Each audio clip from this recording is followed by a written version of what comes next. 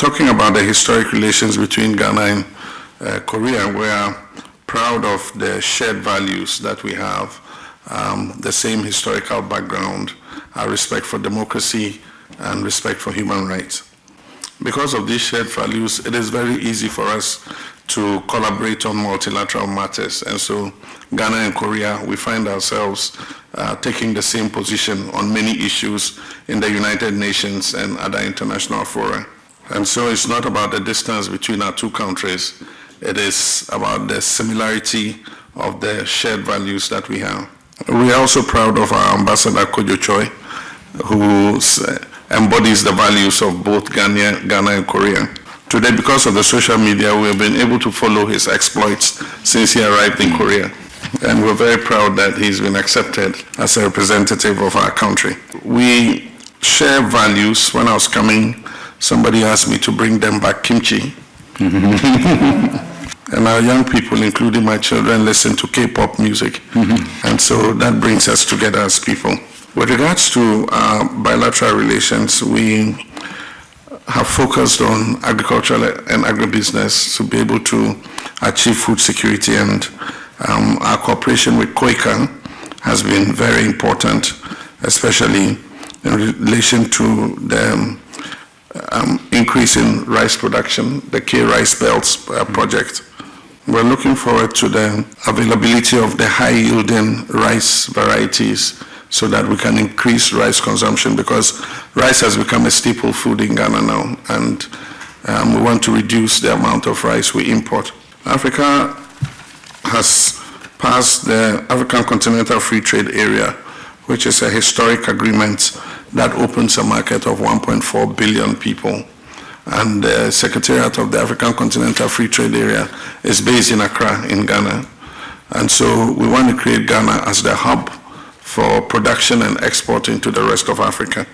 Ghana has the natural resources and human resources, and Korea has the technology and innovation. I believe that we can bring these two together in a win-win partnership.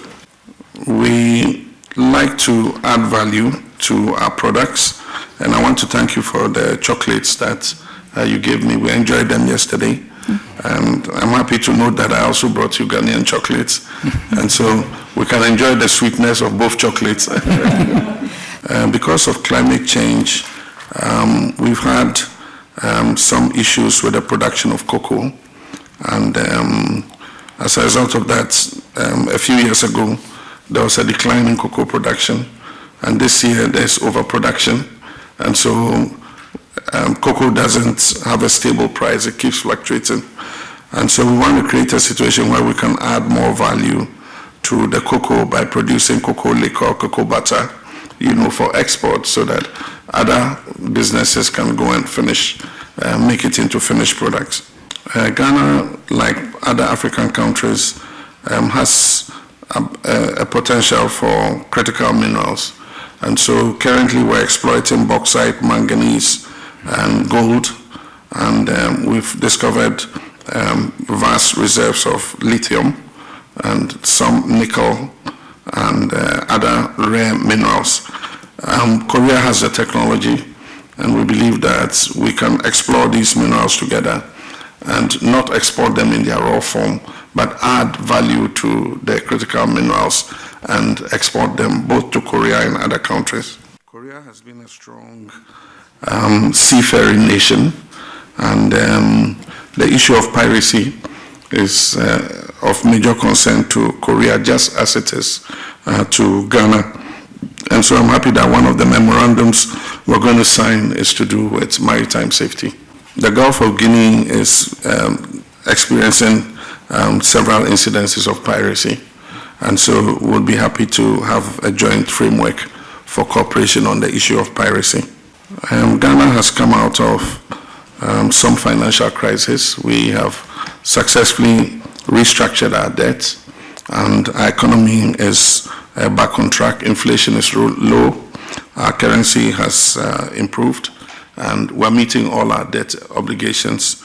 And so we're looking forward to accessing the EDCF facility once again.